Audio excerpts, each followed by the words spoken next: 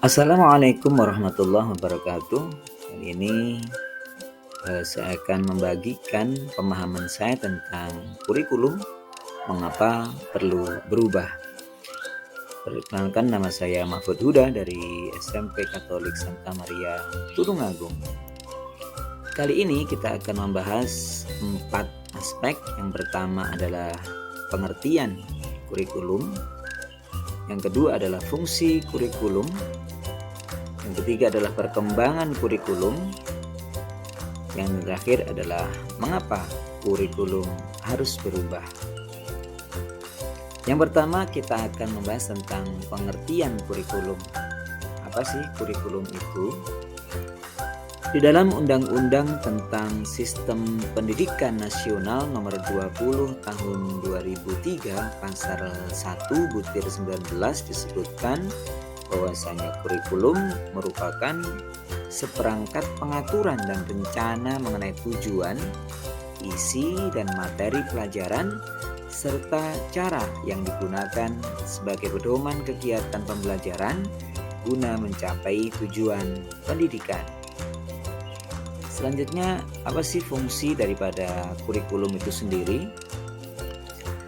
Akan kita bahas 4 fungsi kurikulum ditinjau dari beberapa hal. Yang pertama adalah bagi kepala sekolah, yang kedua bagi guru mata pelajaran, yang ketiga bagi peserta didik, dan yang keempat nantinya adalah bagi orang tua wali murid.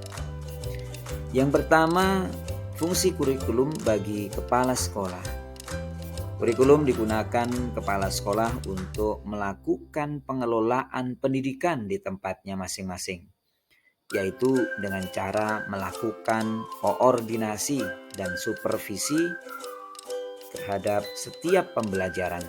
Apakah kurikulum diterapkan sesuai ketentuan atau tidak? Selanjutnya, fungsi kurikulum bagi guru mata pelajaran yaitu sebagai pedoman dalam melaksanakan pembelajaran di dalam maupun di luar kelas. Sedangkan bagi murid atau peserta didik, kurikulum berfungsi untuk menjadi acuan bagi para murid mengenai apa saja program-program pendidikan yang harus dipelajari dan dipahami, serta apa saja target pembelajaran yang harus mereka capai di setiap jenjangnya. Yang terakhir adalah bagi orang tua atau masyarakat. Ini orang tua akan menerima hasil dari proses pembelajaran yang telah dilakukan di sekolah. Tua menerima laporan hasil belajarnya. Jadi capaian siswa terhadap setiap pembelajaran yang akan dilaporkan kepada orang tua juga tak lepas dari adanya kurikulum.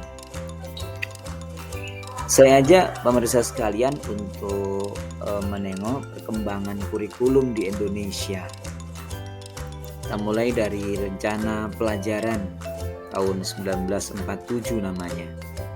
Indonesia pertama kali memakai kurikulum dengan nama ini, Rencana Pelajaran 1947, di mana penekanan di dalam pembelajaran yaitu pada pembentukan karakter masyarakat Indonesia supaya menjadi manusia yang berdaulat dan merdeka.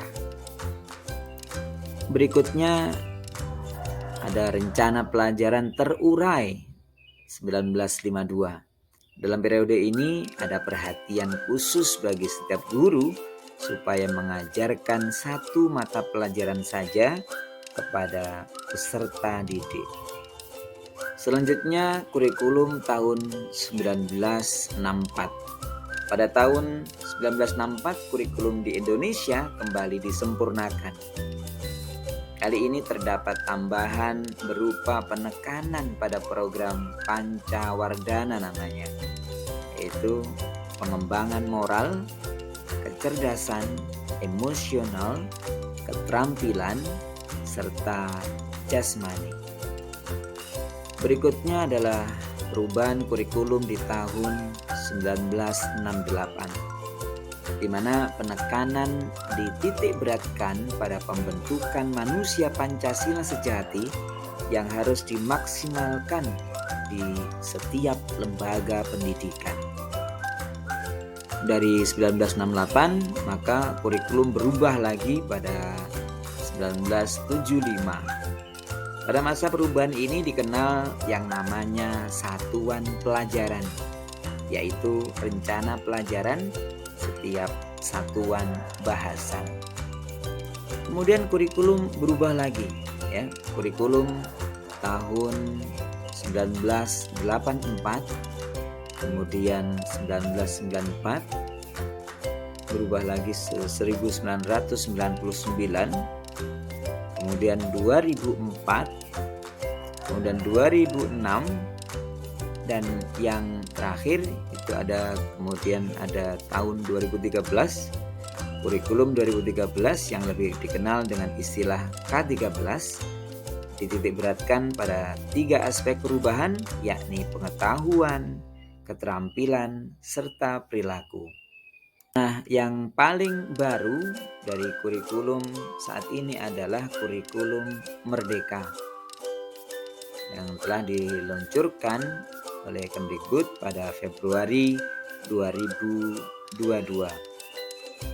Kurikulum ini dimaksudkan untuk mengasah minat serta bakat anak sejak dini dengan fokus pada materi esensial, pengembangan karakter dan kompetensi siswa.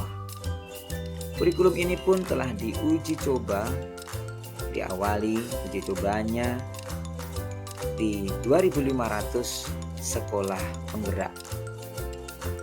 Nah, kira-kira alasan kurikulum harus berubah itu apa ya? Mari kita lihat.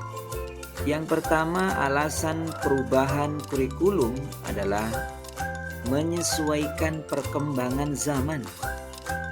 Kurikulum harus selalu berubah agar sesuai dengan perkembangan zaman. Apalagi masa sekarang ini, ilmu pengetahuan dan teknologi informasi telah berkembang dan pembelajaran akan membosankan tanpa adanya perubahan.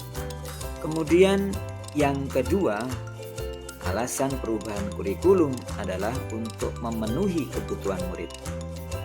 Murid adalah manusia penuh dalam setiap perkembangannya, sehingga kurikulum, perencanaan, dan pengembangan kurikulum harus sesuai dengan kebutuhan anak pada umumnya dan khususnya dengan keperluan seorang anak secara individual.